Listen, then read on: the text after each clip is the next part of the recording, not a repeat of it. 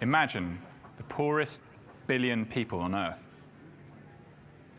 In the last 15 years, 73% of them have experienced civil war. If their communities were filled with skilled entrepreneurs, would this have happened? Conflict is far less likely to occur if you do not have angry young men with no job, nothing to lose, and no hope.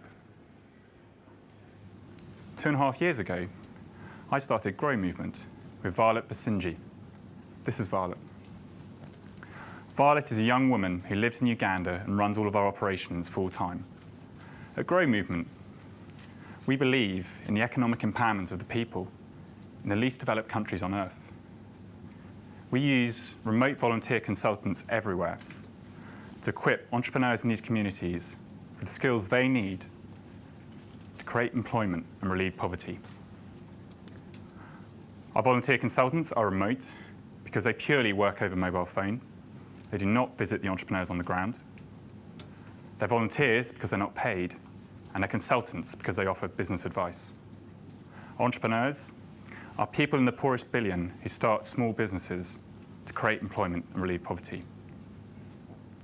One thing that I've learned is that entrepreneurs in the poorest billion are amongst the most talented and hard-working people you can meet anywhere. They have to be, because of the obstacles they need to overcome. This is Eustace, one of our entrepreneurs in North Uganda, an area that, up until 6 years ago, was devastated for decades by civil war. During the war, Eustace worked as an agricultural specialist in the local administration, helping farmers to keep farming despite the fighting. But when the fighting was over, he noticed UN aid convoys passing through the area on their way to Sudan, and that the aid workers wanted to buy fruit and vegetables. So using his farming contacts, Eustace started buying small quantities of fruit and vegetables from the farmers and selling them to the aid workers. Eventually, he expanded this business to selling to local schools and hospitals, and he was able to employ 2 of his friends. So just by using very limited resources around him, Eustace was able to create 3 jobs in a post-conflict area. But like many new entrepreneurs, Eustace's capability and confidence can be dramatically enhanced with professional business advice. So Violet connected Eustace up with one of our volunteer consultants, thousands of miles away, who gave Eustace the advice he needed to increase his business from 3 people to 11. All our volunteer consultant did was pick up the phone and talk. They did this without visiting Uganda, without donating any money beyond the cost of their calls, without even putting on a tie. Together, they evaluated Eustace's business, and they found that Eustace had low profit margins, his suppliers were unreliable, but he had agricultural skills and a small piece of land. So they looked into whether going into farming would help Eustace to address these issues. The volunteer consultant helped Eustace look at the different components of this, such as the cost of the seed, the cost of the agricultural equipment, compared to the revenues he'd get from selling the fruit and vegetables that he would grow. The plan looked promising, so they put into practice a small pilot of 4 crops, which succeeded. This then gave Eustace the confidence to take out a loan and create his farm. This is Eustace on his farm with one of his team. 6 months later, Eustace reported back to Violet that his profits had increased 50% and he'd been able to employ 8 more people, just from the advice he'd received over mobile phone. This is Eustace and Violet, with some of the 8 people that had livelihoods created for them as a result of this advice and Eustace's vision. Together with their dependents, that's potentially 40 people whose livelihoods have directly increased as a result of advice over mobile phone. Every single person was directly affected by the conflict. This week, Violet and her team of entrepreneurs and volunteer consultants work to improve the livelihoods of 2,500 people like this. To do this, this cost $400 in total.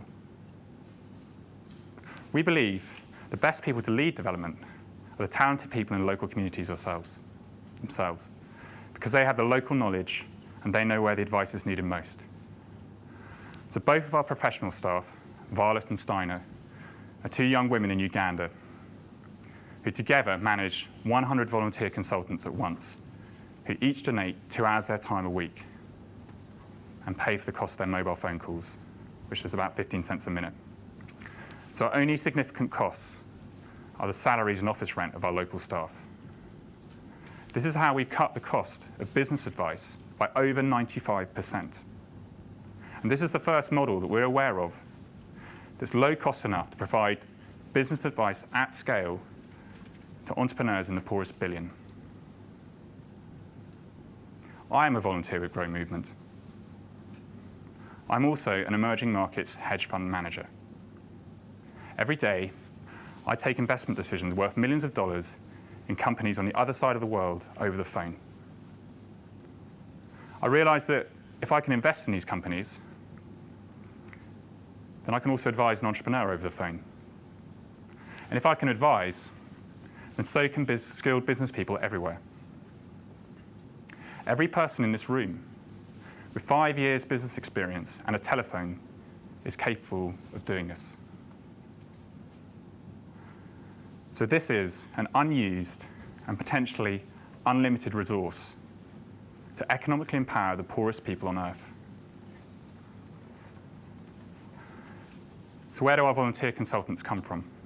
Well, we're currently working in Uganda, and we have pilots in Rwanda and Malawi, where we're expanding later this year.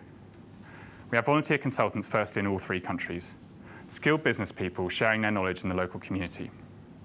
Secondly, we have volunteer consultants across the rest of Africa, from IT salespeople in Egypt to accountants in South Africa and venture capitalists in Nigeria, all advising into Uganda, Rwanda, and Malawi.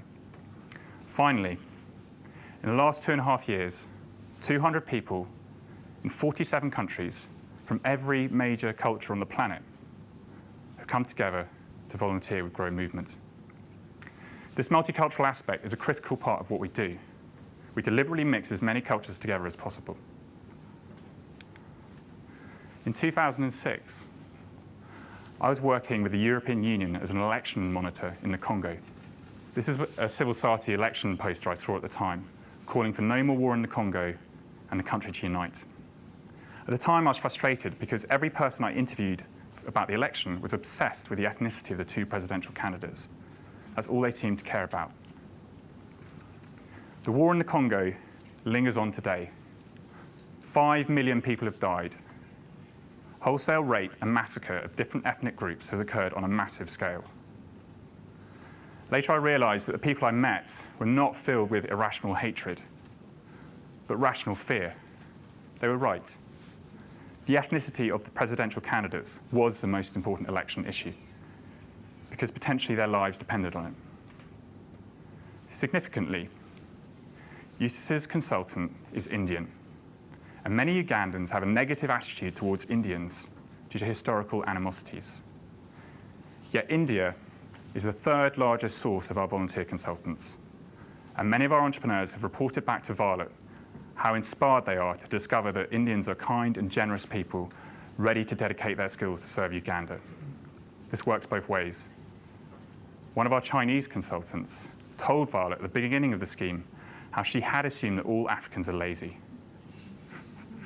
But by the end of the scheme, she was amazed to discover that her entrepreneur was the most determined and hardworking person she'd ever spoken to in her life. Violet and I started Grow Movement together because we believe the struggle of the poorest billion to overcome poverty is the defining moral issue of our time. Entrepreneurs in these communities have all the talent and determination they require to win this struggle. One person on the other side of the world can transfer the knowledge an entrepreneur needs over mobile phone. And every person working together across cultures towards the greater good can learn from each other. The outsiders are not their enemies, but their friends. This is what Violet and I have learned together at Grow Movement. And this is how both of us have found hope.